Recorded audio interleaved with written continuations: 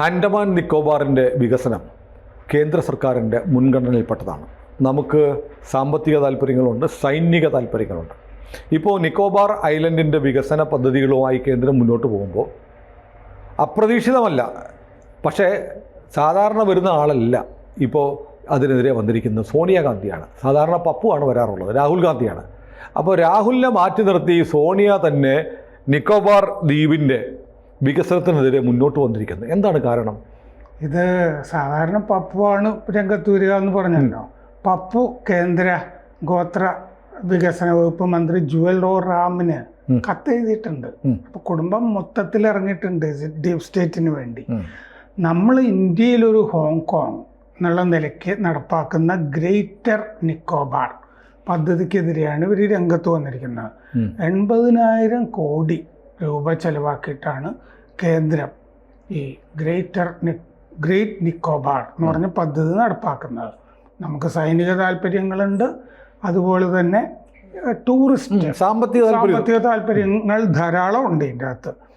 ഇവര് ഹിന്ദുവിൽ കഴിഞ്ഞ ദിവസം സോണിയാഗാന്ധി എഴുതിയ ലേഖനത്തിൽ ഓപ്പഡ് ലേഖനത്തിൽ പറഞ്ഞിരിക്കുന്നത് എന്താണെന്ന് വെച്ച് കഴിഞ്ഞാൽ, അവിടെ കുറച്ച് ഗോത്രവർഗങ്ങൾ താമസിക്കുന്നുണ്ട്. ആ ഗോത്രവർഗത്തിന് വിരുദ്ധമായ ഒരു പദ്ധതിയാണ്. അവരുടെ വംശനാശം വരും, അതുകൊണ്ട് ഇത് ശരിയല്ല. അവിടെയുള്ള ഗോത്രവർഗങ്ങൾ എന്ന് പറഞ്ഞാൽ ഇപ്പോൾ ഈ ഷോംപൻ എന്ന് പറഞ്ഞ ഗോത്ര വിഭാഗക്കാരാണ്. അവർ 230 പേരേ ഉള്ളൂ. ഇപ്പോൾ ആകെ 230 പേരാണ്.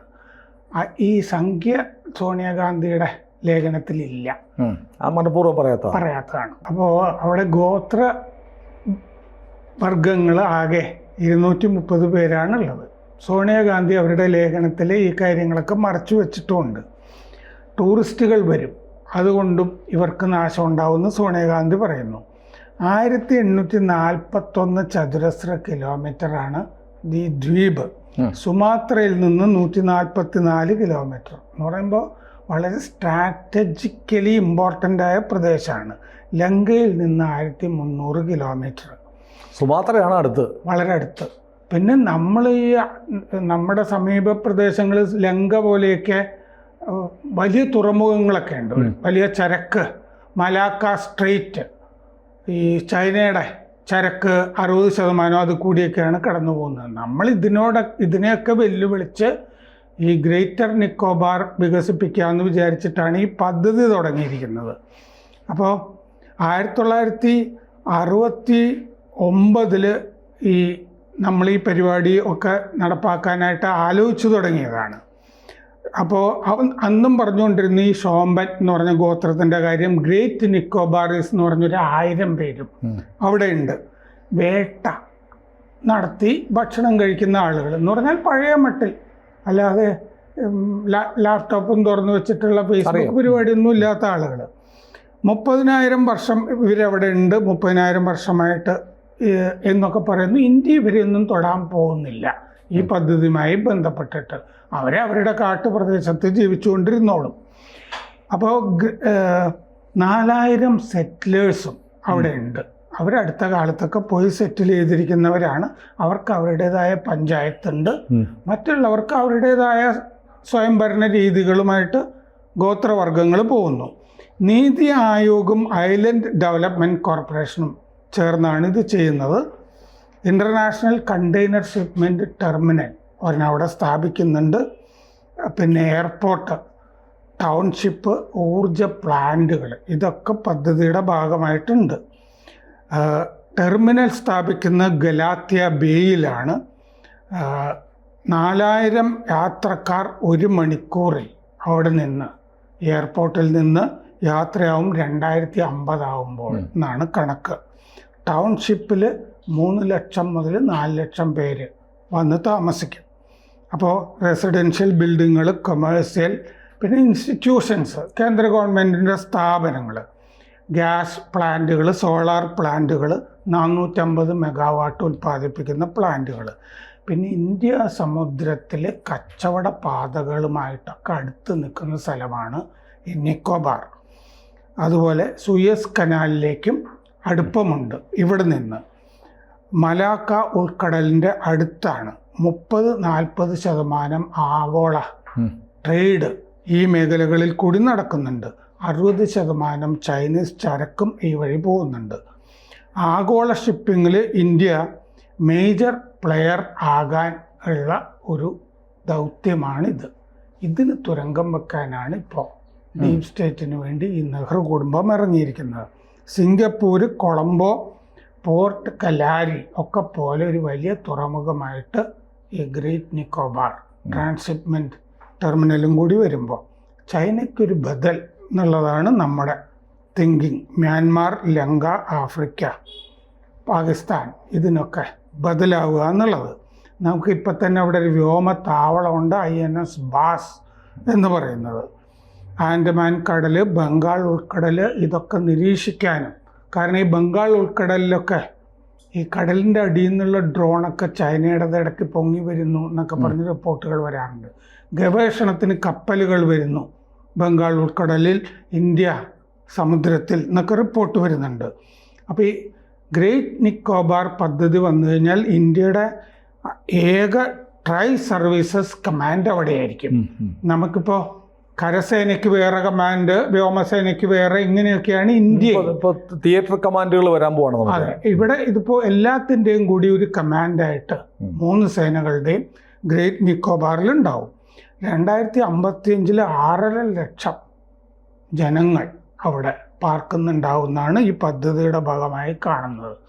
ഇത് പൊളിക്കാനാണ് സോണിയാഗാന്ധി ഹിന്ദുവിൽ ലേഖനം, മറ്റേ ആള് മന്ത്രി ജുവൽ ഒ റാമിന് കത്ത് ഈ ചെയ്തു വെച്ചിരിക്കുന്നത്. അല്ല, ഈ പോർട്ട് ബ്ലെയർ ഇപ്പോൾ പോർട്ട് ബ്ലെയറിലാണെന്ന് തോന്നുന്നു. ഒരു ആൻഡമാനിൽ പോർട്ട് ബ്ലെയറിൽ ഒരു നല്ല തുറമുഖമുണ്ട്.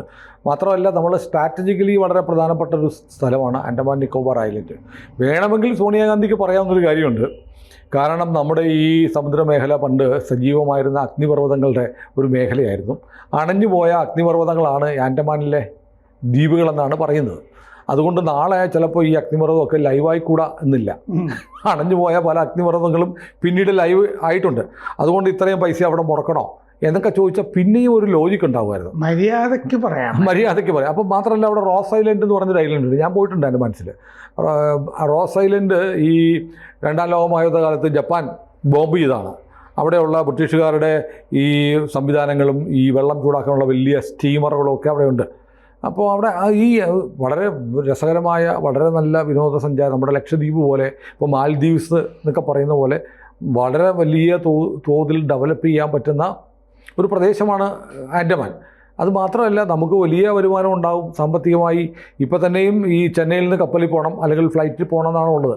പക്ഷേ ഈ തുറമുഖവും എല്ലാം വന്ന് കൂടുതൽ വലിയ അട്രാക്റ്റീവായിട്ട് വരുവാണെങ്കിൽ അങ്ങോട്ടുള്ള ഒരു ട്രാഫിക് വല്ലാതെ കൂടുകയും വലിയ സാധ്യതയുണ്ട്. മാത്രമല്ല, ഇവിടെ തുറന്ന ജയില്, കാലാപ്പാരി. ഈ ആൻഡമാനിലെ ഒരു പ്രത്യേകത, ആൻഡമാനിൽ ചെല്ലുമ്പോൾ മലപ്പുറം എന്ന് ബോർഡ് വെച്ച ബസ്സൊക്കെ ഓടുന്നതാണ്. കാരണം അവിടെ പലപ്പോഴും ഉള്ളത് നമ്മുടെ ഇവിടുന്ന് നാട് കടത്തപ്പെട്ടവരും കുടിയേറിപ്പോയവരും ഒക്കെ അവിടെ താമസിക്കുന്നത്. പലരും അന്ന് ശിക്ഷിക്കപ്പെട്ട് ആൻഡമാൻ ജയിലിൽ പെട്ട്, സ്വാതന്ത്ര്യ സമര സേനാനികൾ മാത്രമല്ല, ക്രിമിനൽ കേസുകളിലൊക്കെ പെട്ടവരെയും പിടിച്ച് ആൻഡമാനിലേക്ക് നാട് കടത്തുമായിരുന്നു. അന്ന് അവിടെ നമ്മുടെ CV ശ്രീരാമൻ കഥാകൃത്ത് റെഫ്യൂജി ഓഫീസറായിട്ട് ആൻഡമാനിലുണ്ടായിരുന്നു. അതെ, നാട് കടത്തപ്പെട്ട ആളുകളുടെ തലമുറക്കാരവിടെ ഉണ്ട്. ഒരു മലയാളി കമ്മ്യൂണിറ്റിയാണുള്ളത്. മലപ്പുറത്തെ പല സ്ഥലങ്ങളുടെയും പേര് ആൻഡമാനിലുണ്ട്. അപ്പോൾ നമ്മളെ കേരളീയരെ സംബന്ധിച്ച് നമുക്കൊരു മലയാളികളുടെ 2ാം വീട് പോലെ നമുക്ക് കാണാവുന്നൊരു സ്ഥലമാണ്. അപ്പോൾ ആൻഡമാനിൽ ഇപ്പോൾ ലക്ഷദ്വീപിൽ പോകുന്നത് പോലെ തന്നെ ചില റെസ്ട്രിക്ഷൻസ് ഉണ്ട് ആൻഡമാനിൽ പോകുന്നത്. പെർമിറ്റൊക്കെ വേണമെന്ന് തോന്നുന്നു. ഈ ലക്ഷദ്വീപിൽ ഇപ്പം കൂടുതൽ ആളുകൾ പോയിക്കൊണ്ടിരിക്കും. ലഫ്റ്റനന്റ് ഗവർണറായിരുന്നു. അപ്പോൾ മലയാളിക്കും വലിയ താല്പര്യമുള്ള സ്ഥലമാണ്. പക്ഷേ എനിക്ക് തോന്നുന്നു ഇപ്പോൾ ലഡാക്കിൽ ഇതുപോലെ വലിയ പദ്ധതി വരുന്നു. അവിടെ ചില പ്രാദേശിക കക്ഷികളെ കൂട്ടിപ്പിടിച്ചുകൊണ്ട് സമരം നടത്തുന്നു, കോൺഗ്രസ് പിന്തുണ കൊടുക്കുന്നു. അതും ചൈനയുടെ താല്പര്യം സംരക്ഷിക്കാൻ വേണ്ടിയിട്ടാണ്. ഇപ്പോൾ ചൈനയുമായി നേരത്തെ രാഹുൽ ഗാന്ധി ഒരു കരാർ ഒപ്പിട്ടിട്ടുണ്ടായിരുന്നു, ഓർക്കുന്നുണ്ടല്ലോ. ആ കരാറിൻ്റെ ഭാഗമായിരിക്കും ചൈനയ്ക്ക് വേണ്ടി ഇത്തരം കാര്യങ്ങൾ ചെയ്യുക എന്നുള്ളത്. പക്ഷേ ചൈന നിലപാട് മാറ്റിയല്ലോ. പിന്നെ ഈ തീരപ്രദേശങ്ങൾ വേറെ തീവ്രവാദികളൊക്കെ വേറെ കാര്യങ്ങൾക്ക് വേണ്ടി ഉപയോഗിക്കുന്നു എന്നൊക്കെയുള്ള കണ്ടെത്തലൊക്കെ അതന്നെ. ഇപ്പോൾ ആൻഡമാനിൽ തന്നെ ആ ഹെറോയിൻ ഒരുപാട് പിടിച്ചു. അതെ, ഇപ്പോൾ ലക്ഷദ്വീപിൻ്റെ കാര്യത്തിൽ, ലക്ഷദ്വീപിൽ എന്ത് പദ്ധതി കൊണ്ടുവന്നാലും ഇവിടുത്തെ കുറേ ആളുകൾ ബഹളം വെക്കും. ലക്ഷദ്വീപിലൊന്നും ചെയ്യാൻ പാടില്ല, ലക്ഷദ്വീപ് ഞങ്ങളുടെയാണ്, സേവ് ലക്ഷദ്വീപ്. കാരണം ലക്ഷദ്വീപിൽ സൈനിക ഇപ്പോൾ കേന്ദ്രം വരുന്നു എന്ന് പറഞ്ഞാലും ഇവിടെ എതിർപ്പാണ്. കാരണം വേറെ ചില ആളുകളുടെ നിക്ഷിപ്ത താല്പര്യങ്ങൾക്ക് അത് തുരങ്കം പറ്റുന്നുള്ളതുകൊണ്ടാണ്. ഇപ്പം അതിനൊരു ഇത്തരം ഈ നിക്ഷിപ്ത താല്പര്യക്കാരുടെ ദേശീയ നേതാവായിട്ട് സോണിയാഗാന്ധി പരസ്യമായി വന്നിരിക്കുന്നു. സോണിയക്ക് വേണ്ടതൊക്കെ ആയിരുന്നു രാഹുൽ പറഞ്ഞുകൊണ്ടിരുന്നത്.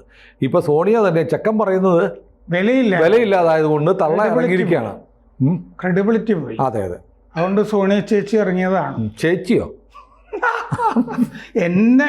എന്റെ പ്രായമൊക്കെ ഞാനാണ് തള്ളച്ചെന്ന് വിളിക്കുന്നതായിരിക്കും നല്ലത്. കൂടുതൽ വാർത്തകളും വിശേഷങ്ങളും നിങ്ങളിലേക്ക് എത്താൻ ABC മലയാളം സബ്സ്ക്രൈബ് ചെയ്യുക, ബെൽബട്ടനും അമർത്തുക.